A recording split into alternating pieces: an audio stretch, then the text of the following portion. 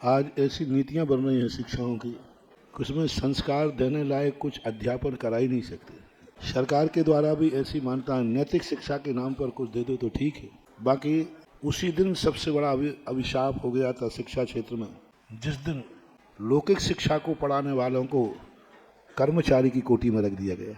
शिक्षक गुरु होता था, लौकिक शिक्षा पढ़ाने वाला भी गुरु होता था, और वो गुरु इतना महत्वपूर्ण होता था कि गुरु यदि राज दरबार में जाता था तो राजा भी उसे सम्मान देता था। लेकिन अंग्रेजों ने एक ऐसी नीति बनाई कि भारत की संस्कृति तोड़ दो, गुरु परंपरा खत्म करके उन्होंने सारे लौकिक शिक्षकों के कर्मचारी में डाल दिया। और कर्मचारी के पास ज़्यादा अधिकार नहीं होते, गुरु के पास अधिकार होता है टेक टू ऑर्डर, राजा से भी बड़ा, वो राजा को भी आदेश दे सकता है, लेकिन कर्मचारी नहीं दे सकता। तो आज की शिक्षा जो है कर्मचारी दे रहा है, गुरु नहीं दे रहा है।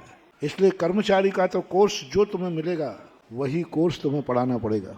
अब तुम जैसा कोई कर्मचारी है, इसको संस्कार देने का भाव आ जाए तो उसी को पढ़ाते पढ़ाते 2 नंबर में कोई 2 बातें अच्छी सुना सकते हो, 1 नंबर में नहीं, वो भी 2 नंबर में धर्म की, संस्कार की कोई बात सुना सकते हो।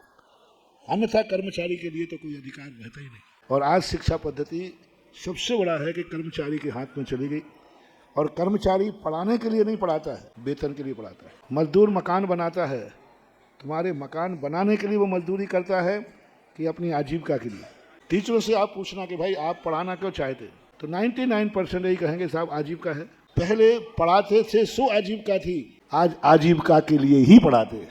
और आजीविका के लिए जब पढ़ाया जाता है तब वो शिक्षा का कोई भी कार्य है संस्कार विहीन हो जाता है। बस अब आपके पास एक ही है कि आपके मन में ऐसा भाव जागे तो अपने उस शिक्षा को अपने विचारों में मिला करके और उसको संस्कारित कर सकते हैं। कानूनन में तो कोई प्रावधान आज रहा नहीं, यही मान एक तरीका बस सबसे अच्छा सोचा है हमने। हम दूसरे के स्कूलों में, सरकार के स्कूल में कुछ नहीं कर सकते। वो नाश्ते में अंडा देंगे तो देंगे, वो 2 नंबर में मांस खिलाएंगे तो खिलाएंगे।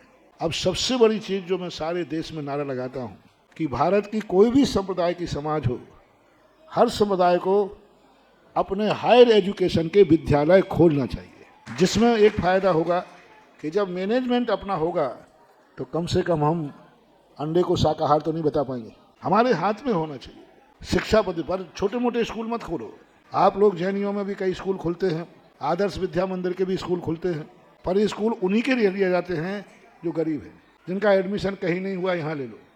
इससे देश का सुधार नहीं होगा। हायर एजुकेशन, टॉपर, बड़े आदमियों के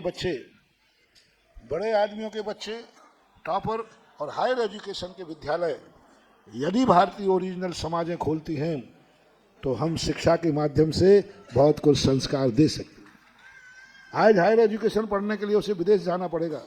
अब विदेश में आपकी क्या चलेगी, क्या चलाओगे, वहाँ तो जो है सो है।